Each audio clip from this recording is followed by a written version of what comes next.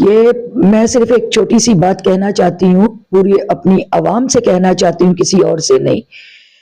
پاکستان ایک بنیادی طور پر دنیا کے سب سے بہترین نظام کا ایک حصہ بنا، جس کے اندر بہترین نظام کو رائج کیا گیا۔ یہ وہ نظام تھا جو ریاست مدینہ کا حضرت محمد مصطفیٰ صلی اللہ علیہ وسلم نے انسانوں کی فلاح بہبود کے لیے قائم کیا۔ آپ دیکھیں کہ پوری دنیا نے بعد میں اس کو کاپی کیا، اور آج بھی بہترین نظاموں کے اندر اگر کسی کو اولویت دی گئی ہے تو وہ رسالت محمد صلی اللہ علیہ وسلم کے نظام ریاست کو دیا گیا ہے۔ پاکستان اسی بنیادی ریاست کے اوپر وجود میں آیا اور اس کے قوانین اور نظام کو بنایا گیا۔ افسوس کہ پاکستان کا نظام تو بہترین ہے، مگر اس کے اندر جو شخصیات آئیں انہوں نے اپنے اپنے ذاتی مفادات کی خاطر پاکستان کے نظام کو درم برم کر کے رکھ دیا۔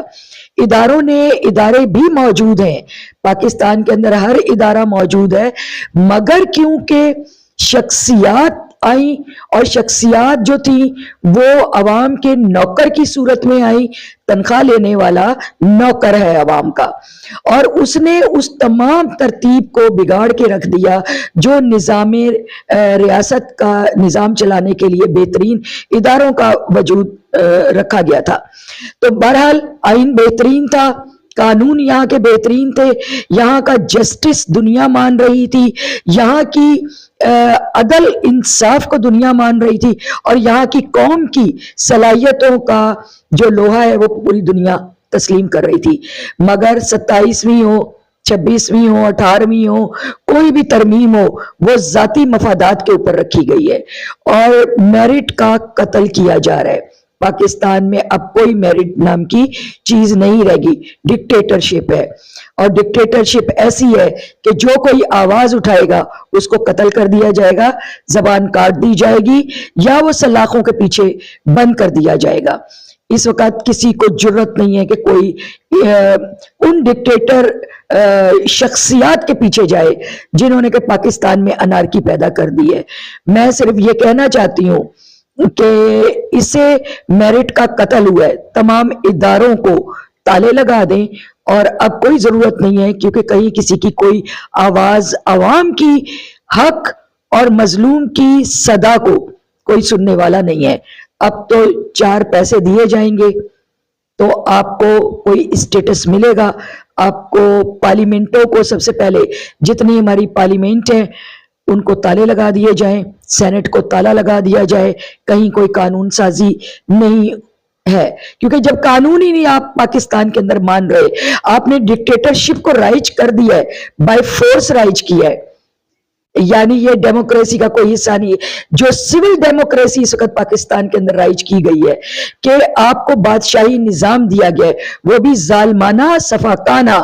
یزید نے بھی اتنا ظلم نہیں کیا تھا، یا کسی اور نے بھی، نریندر مودی بھی اتنا ظالم نہیں تھا، یا اس وقت نیتن یاہو بھی اتنا زبردست اپنی قوم کے حق میں ظالم نہیں ہے جس قدر کے پاکستان ہو چکا ہے۔ ان کو ٹرمپ کے آرڈر کے اوپر تو پوری دنیا چل رہی ہے، مگر اس کے اندر ہمیں گرین لینڈ کے لوگوں کو بھی سامنے رکھنا چاہیے، فلسطین کی غیرت اور شجاعت کو بھی سامنے رکھنا چاہیے، ایران کی جرأت اور ہمت کو بھی سامنے رکھنا چاہیے۔ یہ ہوتی ہیں قوم پرستیاں، اس کو کہتے ہیں متحدہ قومی کوئی بھی حکمت عملی کو اپنانا۔ یہاں پر ایسا کوئی معاملہ نہیں ہو رہا پاکستان کے اندر۔ پاکستان میں ایک سفاکی ظلم اور ایک انتہائی بے رحمی کا قانون نافذ کیا جا رہا ہے، جو یہ ترمیموں کے تھرو کیا جا رہا ہے۔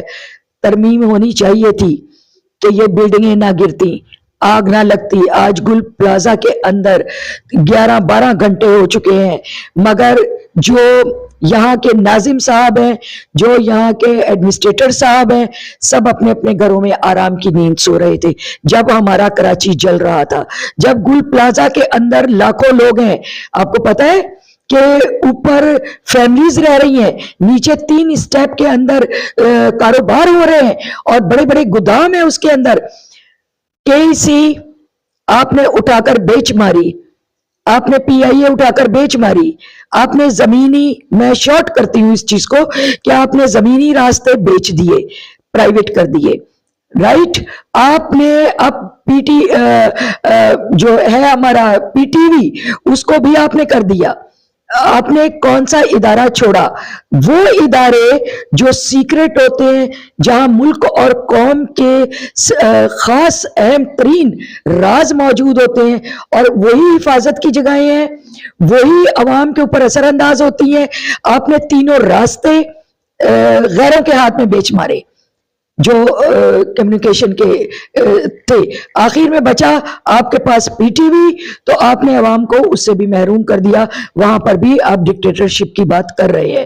تو میں سمجھتی ہوں کہ پاکستان یرغمال ہو چکا ہے اس وقت بہت سارے ایسے لوگوں کے ہاتھ میں جن کو صدیاں لگتی اس قوم کو برباد کرنے کے لیے، مگر انہوں نے منٹوں میں اس کو تباہ اور برباد کر دیا قانون سازی کے تھرو، آئین کو توڑ پھوڑ کر ریزہ ریزہ کرنے کے بعد. میں پوری قوم سے ایک بات کرنا چاہتی ہوں، خاص طور پہ آپ نے جب اسٹوڈنٹس کا نام لیا تو میں کہنا چاہتی ہوں کہ میں سلوٹ پیش کرتی ہوں ان طلباء رہنماؤں کو کہ جنہوں نے شہادتیں تو قبول کی مگر اپنے ملک کے اندر انہوں نے غداروں کو اور چوروں کو ختم کر ڈالا. چاہے وہ ہادی عثمان ہو، چاہے وہ ہمارے کشمیر کے بچے ہوں، چاہے وہ پاکستان کے بچے ہوں. تو بہرحال جنگ تو جنگ ہے. میں پاکستان کے عوام کو آپ کے توسط سے صرف ایک بات کہوں گی، آپ کی لڑائی تو ہم لڑ رہے ہیں، شاید ہمیں 40 سال ہو چکے ہیں. نثار خٹک صاحب بھی آج اگر، اور اکثریت جہاں جہاں پیپلز اسٹوڈنٹ فیڈریشن کا کوئی بھی نوجوان موجود ہے، وہ جنگ لڑ رہا ہے. وہ نہیں ڈرتا کسی موت سے، وہ نہیں ڈرتا غریب ہونے سے، وہ نہیں ڈرتا کاروبار کے خاتمے سے. مگر آپ تو اس وقت پورے پاکستان کے کاروبار کو ختم کر رہے ہیں، غریب کو مار رہے ہیں، تاجر کو مار رہے ہیں، آپ قتل کر رہے ہیں، اور جو پرائیویٹ کمپنیز بنا رہے ہیں آپ ان کے تھرو ہی آپ پاکستانی قوم کو ختم کر رہے ہیں. اٹھو پاکستان کے لوگوں، جتنی دیر سے اٹھو گے اتنی اذیت ناک ذلت بھری آپ کو قربانی دینی پڑے گی.